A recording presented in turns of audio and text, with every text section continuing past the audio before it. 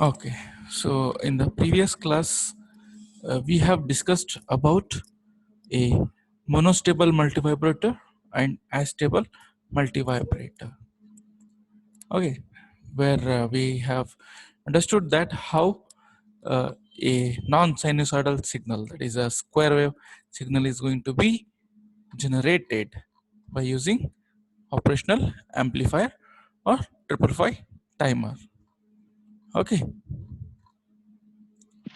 so now here we'll go for another topic, peak detector. So basically, this peak detector circuit is going to produce or is going to uh, what detect a high peak amplitude, a high amplitude in the signal. So how much the peak of the signal is there? To determine that, we use this peak detector circuit. Okay, so basically it produces a voltage, the output voltage, which is equal to the peak amplitude of the input signal. Okay, suppose you have come across a signal which is having an amplitude of plus 5 voltage or minus 5 voltage, plus 10 voltage or minus 10 voltage. So this 5 voltage will not be same in a signal continuously. It will be starting from 0, 1, 2, 3, 4, and then it reaches 5 voltage, and then again it will not be in a constant voltage. It start decreasing in a sinusoidal signal. Okay, then again it comes to 4, 3, 2, 1, 0, and from 0 it will go back to negative, minus 1, minus 2, minus 3, minus 4, minus 5, and again it starts decreasing, minus 4, minus 3, minus 2, minus 1, 0. So it goes like this. So for in this sinusoidal signal, what is the peak amplitude of the input signal? So to determine that, we are going to use a peak detector. Okay, so let us see how it is going to work.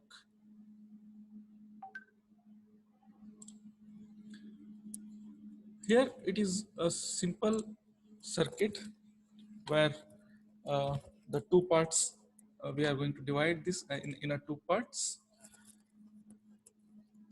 whereas the first the first one is the first stage is input stage.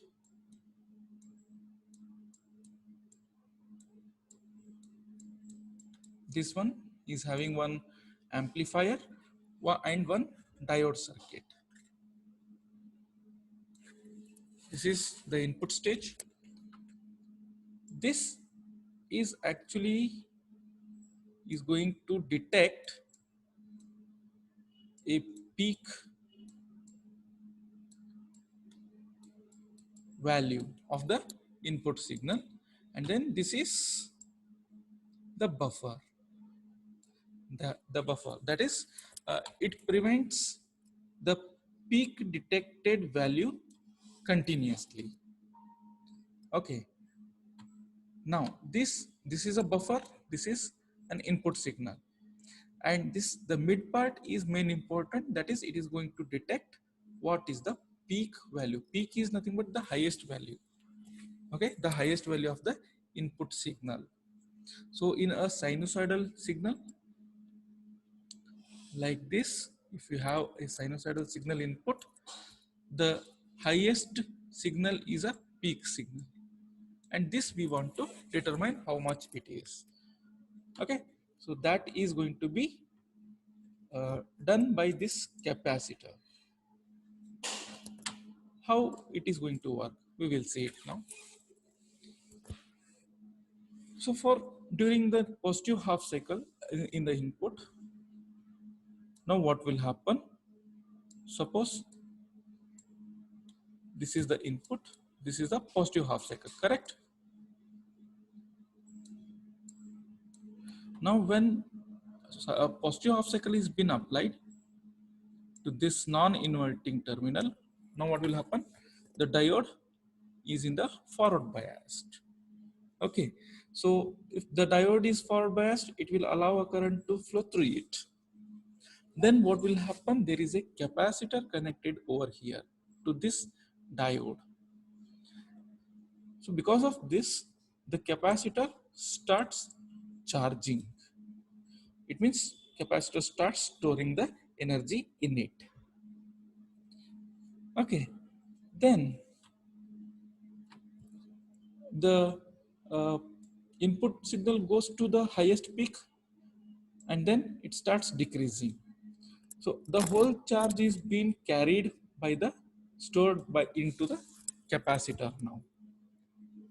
So when this positive charge, positive supply goes into negativity, negative supply is being given, then the diode becomes reverse biased. So this will be cut. The diode will act as a switch. For a reverse bias, it will act as a open switch. So now capacitor will not get anything to store. Already it has been stored some amount of whatever the input signal. Now what will happen is the capacitor is having already stored charges are there. The capacitor now starts discharging. Where it has to discharge? Towards the ground. So how it will now discharge? Through a resistor which is connected across a capacitor.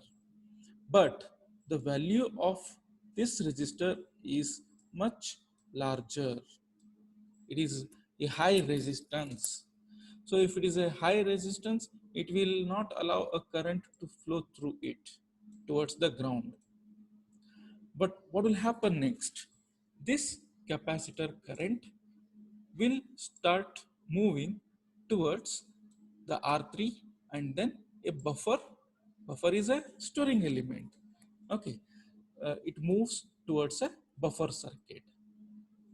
So this buffer circuit will not there is a feedback over here, right? Input signal and then output signal is fed back to the inverting terminal. So it prevents a capacitor discharging. So suddenly the capacitor value will not be discharged uh, very quickly. It starts discharging very slowly. That is very much slow. So what is happening? For some time period, the value of this capacitor is remaining with the highest peak. With the highest peak.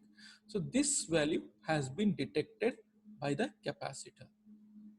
So the voltage, the capacitor voltage, which has been stored, charged by the input, is the actual output voltage that we are getting at the output side. The same thing, same voltage is being applied to the buffer circuit so that we are getting it at the output side.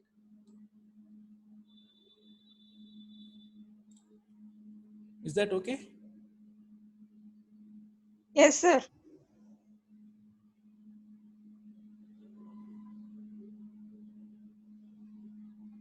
Hello? Yes, sir. Am I audible? Yes, sir. Yes, sir.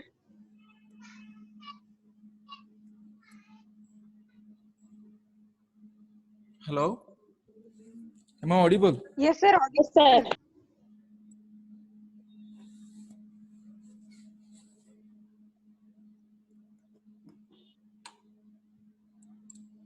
So with this, I'll go move on to a next topic.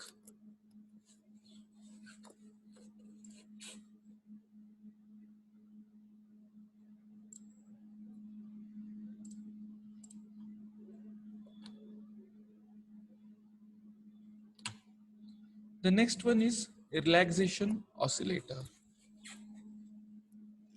So when we say oscillator is nothing but oscillations, right?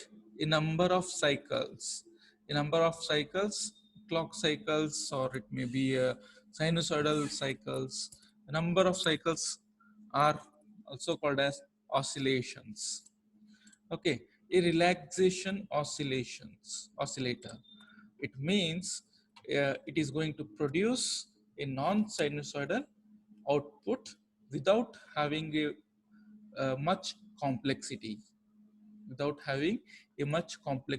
within a circuit.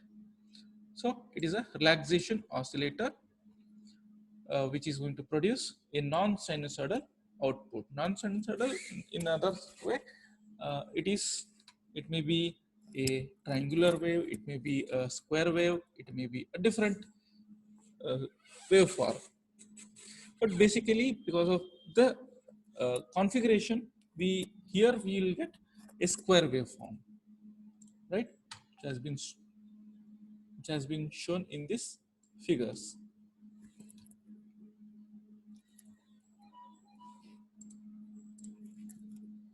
Okay, so here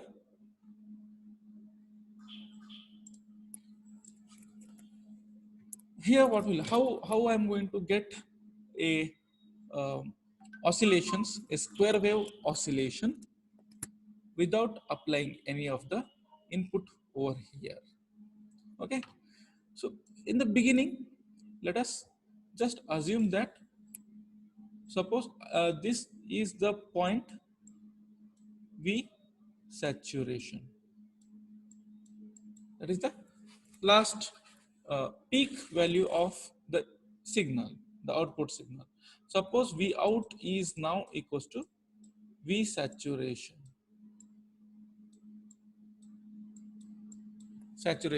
voltage.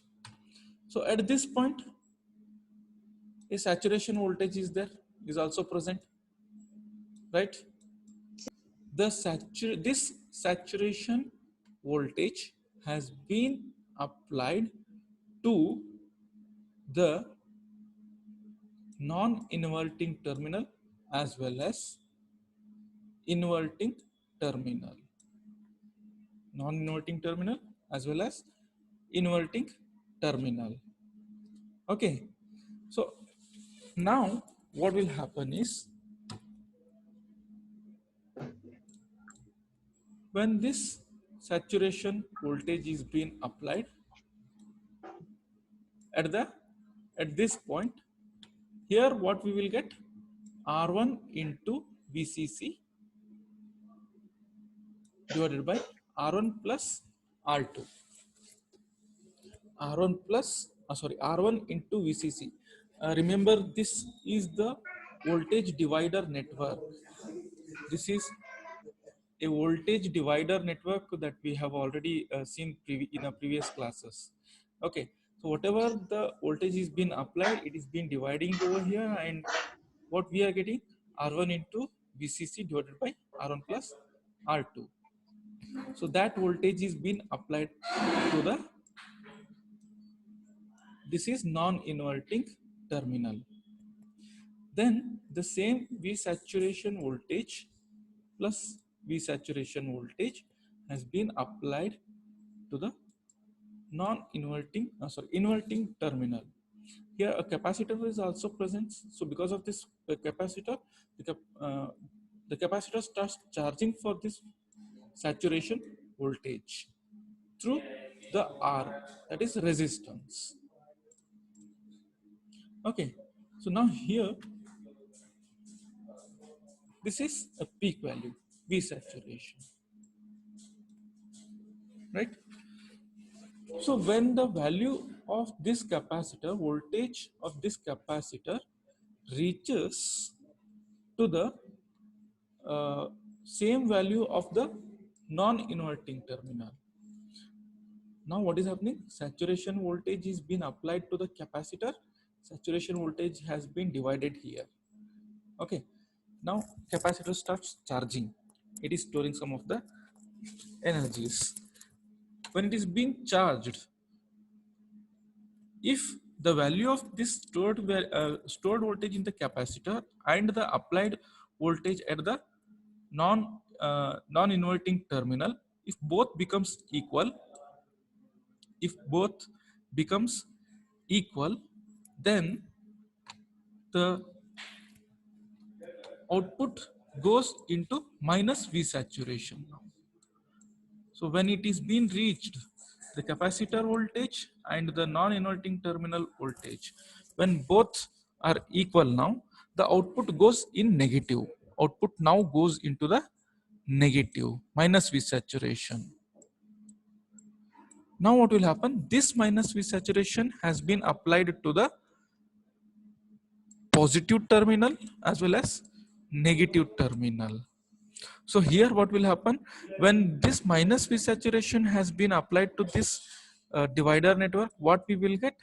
Minus R1 V saturation divided by R1 plus R2. The same thing, when we had plus V saturation, we had R1 into V saturation or VCC divided by R1 plus R2. When it has gone into a negative cycle, then again we are getting minus R1 V saturation divided by R1 plus R2. Okay, so this voltage has been now applied to the non-inverting terminal or positive terminal. Then the capacitor now starts discharging towards the minus, the capacitor starts discharging towards the minus V saturation.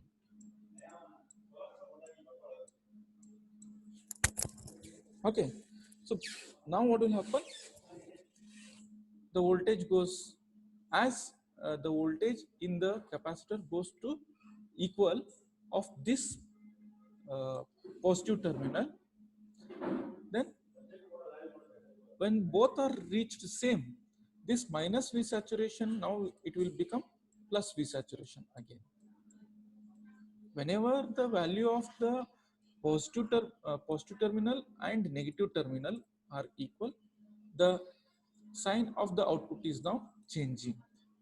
One time it becomes positive, another time it becomes negative.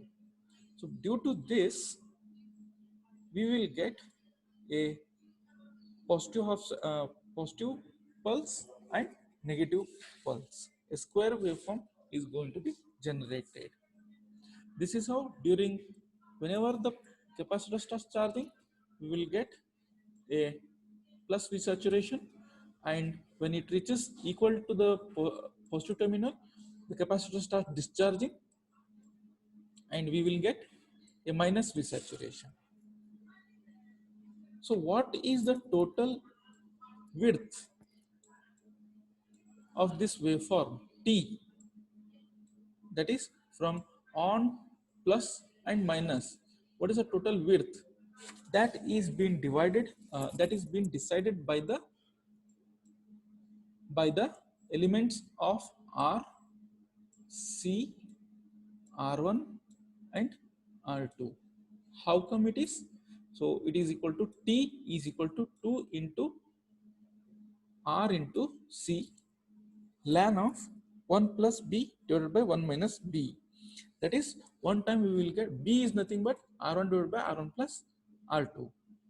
Okay, so here it is B, one time it is going to be plus R1 divided by R1 plus R2. Another time it is going to be minus 1 minus R1 divided by R1 plus R2. So this is the formula which is going to decide the width of the square waveform of the output waveform.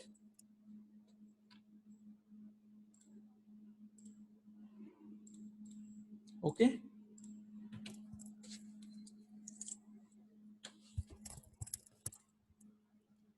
I'm not hearing anyone. Is that okay? Yes, sir.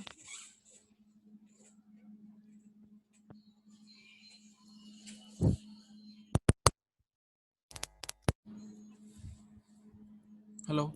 Am I visible? Sorry. Am I audible? Yeah, sir, you're audible. Someone is speaking, but I'm not listening to it. I'm not able to listen.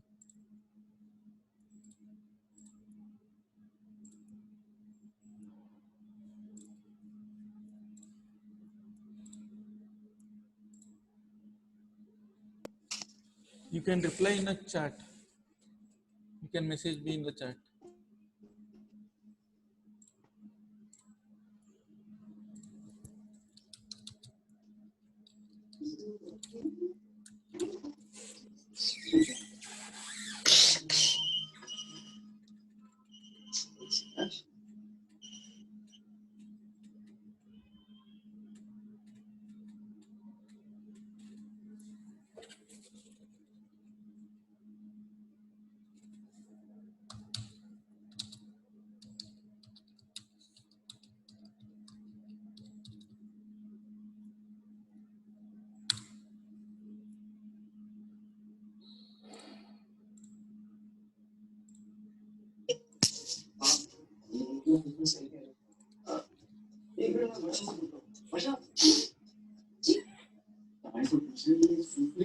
Okay, fine. Now,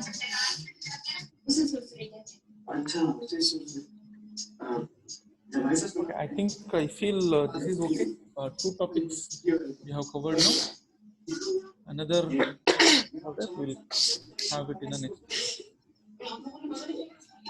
ಏನಂತದ Khare Khare I'm not able to hear anyone. It's okay, no problem.